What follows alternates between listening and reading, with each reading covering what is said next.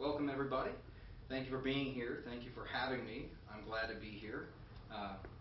Hello to the 5.5, quarter, maybe an eighth, who are in attendance, and the 10 or so who are watching around the world thanks to the magic of communication technology. I'm actually here today to talk to you about that very thing, communication technology and the sharing of the gospel. 2.1 million. Anyone have a guess at what that number is? Number of websites. Christians in the world? Kind of low on both of them, actually. No, the number 2.1 million, that's the number of emails sent every second worldwide. Faster than you can even say 2.1 million. 2.1 million emails have been sent. And that is just email. That doesn't include instant messages or text messages or cell phone calls or video conferences or forum posts or any other type of digital communication.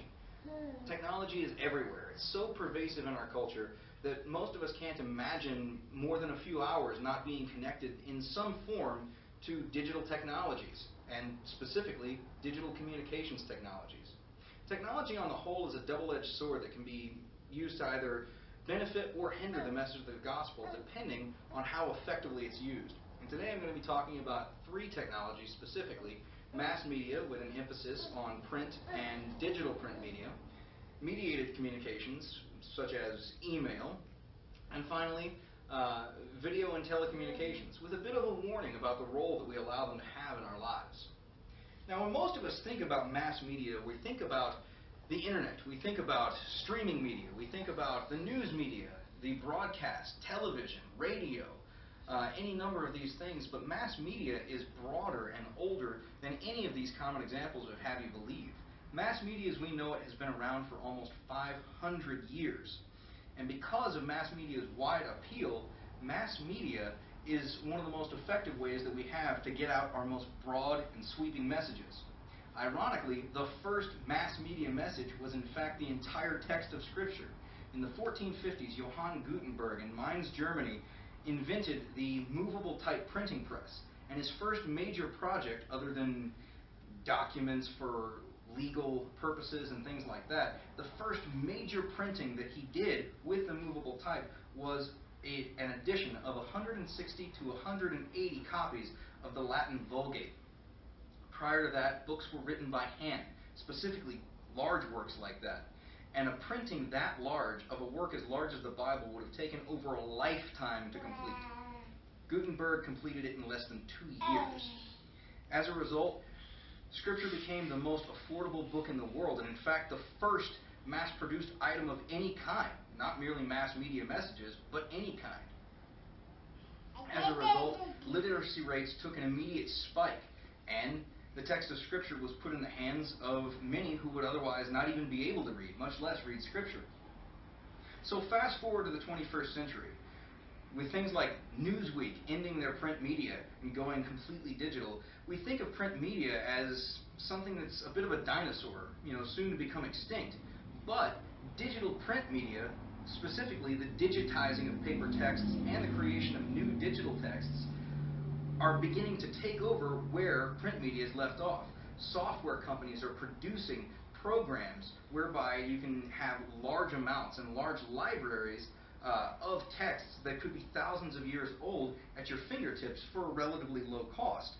One of these companies is Logos Bible Software, who advertises that using their software puts the original text, and in fact digitized copies of the original ancient texts, in the hands of the layman for a relatively affordable price.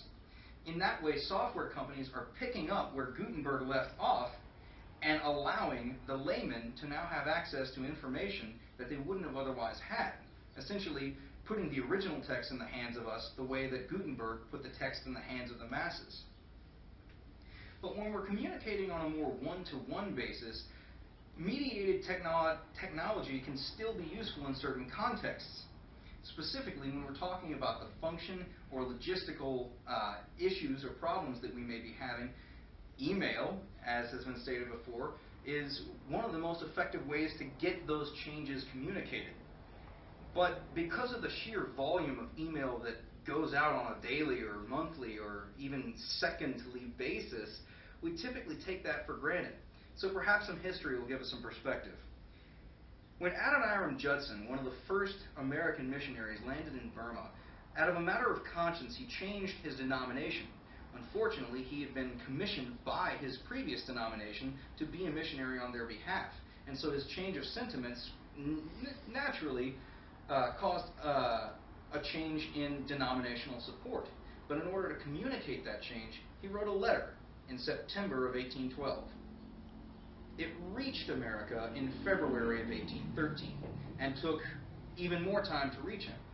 As a result, he worked for over a year not knowing where his financial support would come from. In today's world, something like that could have been taken care of in hours or days at the latest. It really just shows you how much things have changed. And email is everywhere. It's pervasive. According to Radicati Research Group, there are 183 billion emails sent daily. That means that it takes less than 1 hour for one email for every human being on the planet to be sent. You've actually been witness to 762 million emails while you've been listening to me talk. Now, while 90% of those are thought to be spam and viruses, it still stands that email is one of the most effective ways that we have to communicate one-way changes or one-way messages to those around us, whether they be near us or all the way across the world. But that's not the only way that mediated communications can have an effect, a positive effect on the sharing of knowledge and the sharing of education. Specifically, online learning platforms now make it possible for a situation where you can have a student in Arizona attending a college in Tennessee that's taught by a missionary in Thailand. It really makes for a very small world indeed and allows us to share in the community of information. But there are drawbacks to everything that I've said. There's drawbacks to these technologies. Namely, you can't see who you're talking to. As a result, it just doesn't have that connection the way that you would typically think that it would. But with new technologies like video conferencing and digital telecommunications, the synchronous nature of those allows for face-to-face or at least screen-to-screen communications. Services like Skype, TeamSpeak, and other conferencing softwares, GoToMeeting, that allow for these types of near human communication. But it's important for us to remember that this can't act as a replacement for actual face-to-face interactions. Whereas we can begin to communicate those more sensitive relational bits of information over these synchronous methods, having face-to-face communication is something that can't be duplicated. According to scholar Doug Groothuis, the Apostle Paul has what he describes an incarnational model of communication. Specifically, in the writings of Paul, Groothuis describes how there's an emphasis on being with the community, being with the congregation, lamenting the fact that he's away and desiring to be in person. The deduction that we can make from this is that humans primarily interact best when we're in person, when we can see one another. There's something visceral in that. Mediated forms of communication, Groothuis points out, can begin to have a disembodiment of that information. When we begin to take away the body language, the physical presence of another person around us, we begin to disembody that information, and it begins to have a potentially dehumanizing effect. As a result, we see the people around us as merely the faces on our screens and not the people that we know and care about.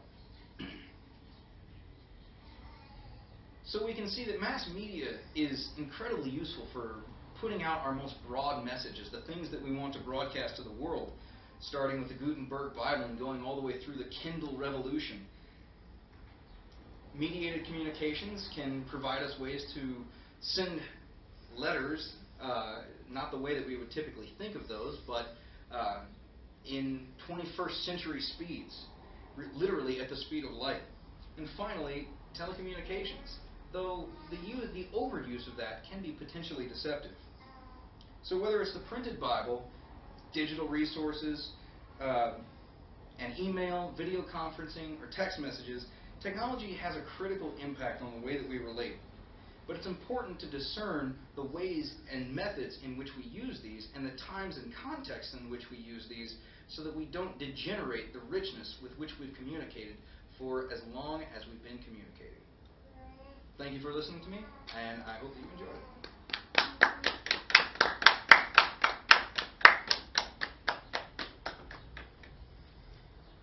it. Eighth of a person.